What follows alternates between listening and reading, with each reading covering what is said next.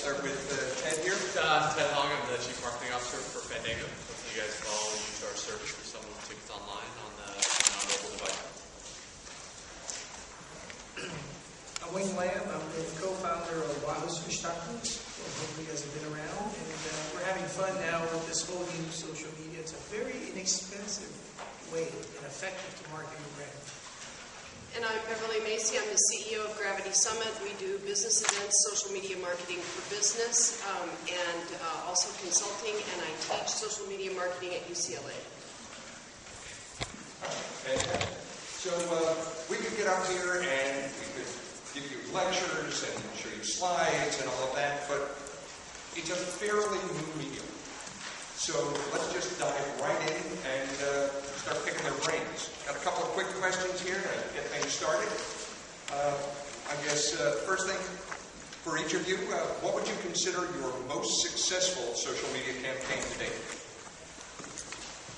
You know, I mean, I think we don't necessarily look at it in terms of campaigns, but I think it's just kind of an ongoing integrated strategy to be out there and participate, right? So, I mean, I think the thing you hear all the time is that the conversation is happening around your brand, around your business anyway. You might as well be part of the conversation. I think, you know, we're lucky that, you know, we're fairly good in everyday product. There's new movies coming out every single weekend. So, you know, we try to integrate a lot of our content within that. We've also been pretty good partners with Facebook. So, for us, it hasn't been just about Facebook and Twitter and kind of having fan pages. While we certainly do have that, we have someone dedicated to tweeting every day. But also that we've integrated Facebook functionality on our website, like Facebook Connect. We're part of Open Graph, where we've integrated a bunch of like buttons on our pages, and there'll be more to come.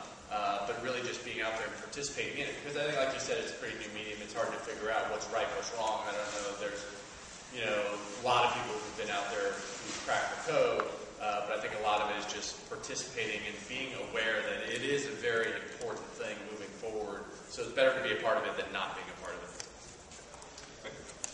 Can everybody hear me okay back there? Okay. I think is it okay? I don't know how I'm going to talk a little closer. It's very hard to actually to gauge in terms of the metrics because, you know, a lot of people can give you a lot of data, but it's really hard. So what we try to do is find ways to do something that you can track, which again is very hard.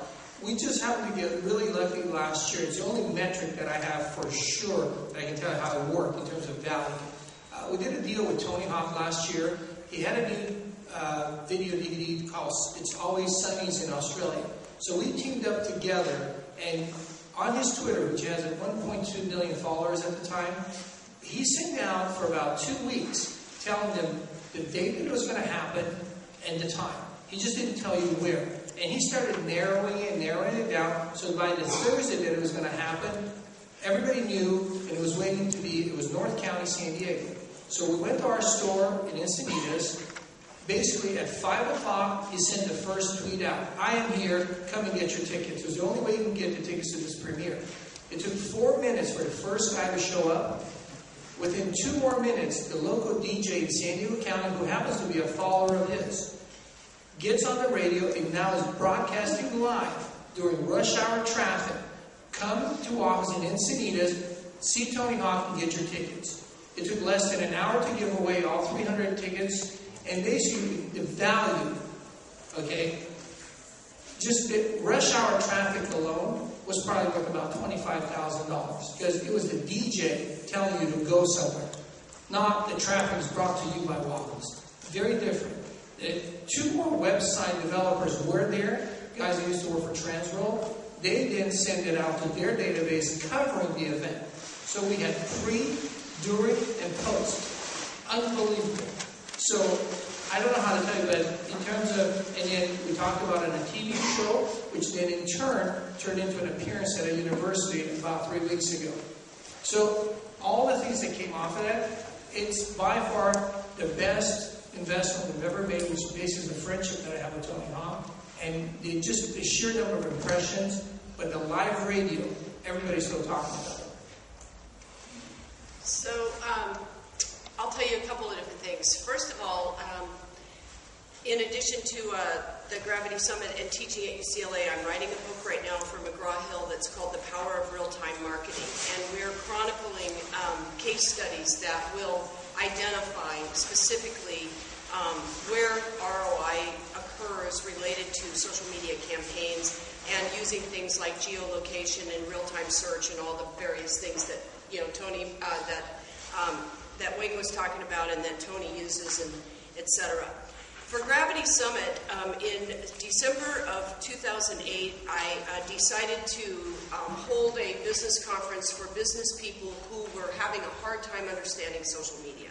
Because I'm an educator, I thought, I'll just put something together and we'll have it at UCLA on the campus and I'll open it up. And we were at standing room only with businesses from retail, financial services, small companies, large companies, healthcare, just you name it. Everybody was hungry for learning about how this really works. And we featured a number of speakers, etc. Well, how were we going to market GravitySummit? We had no money, and we had an idea in December of 2008. We used Twitter, LinkedIn, and a little bit of Facebook, but primarily Twitter, LinkedIn, and email. And we ended up in the Wall Street Journal in 60 days. So our story is we built a brand in 60 days with social media. And we can directly link the article in the Wall Street Journal based on the efforts that we put forward on social media. We had no money, we had no budget for marketing, and that was for GravitySummit. So that really put us on the map, and then we were able to hold other events and attract. At our Harvard event, we had MC Hammer, and he spoke on social media. He's an amazing he's got over 2 million followers on Twitter. He's reinventing his brand on Twitter and social media. And the way we were able to get him was because we were active in our Twitter and etc. And I just sent him a DM, a direct message, and said, would you come to Harvard and speak for us? And he DM'd me back and said, I would love to. Now, in the old days, what you would have to do that, to get Tony Hawk or anybody who's on Twitter or any of these places to come, you'd have to contact publicists and go through a whole rigmarole. I just sent him a tweet, would you come? And I said, can you see the headline? Hammer at Harvard. And he said, I'm there. And so there you go. So that was one of our big wins.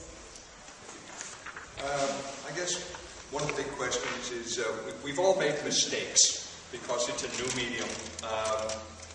What's the biggest mistake you've made along the way, and what have you learned from it?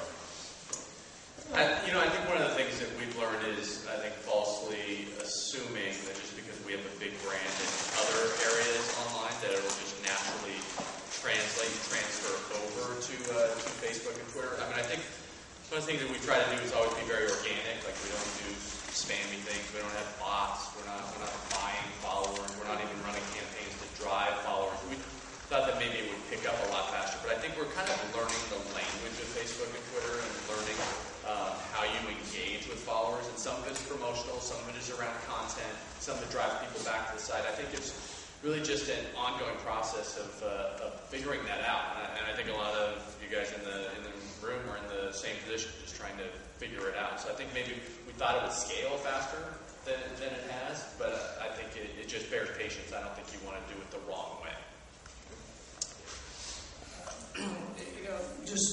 Reflecting on, you can't buy your way in.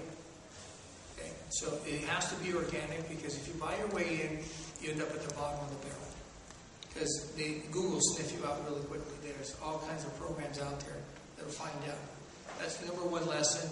Luckily, we didn't do any of that. The other thing, too, that we're finding out is you have to be able to adapt to the new platforms and new ways of doing it, because we were, for a while there, ginormous in MySpace.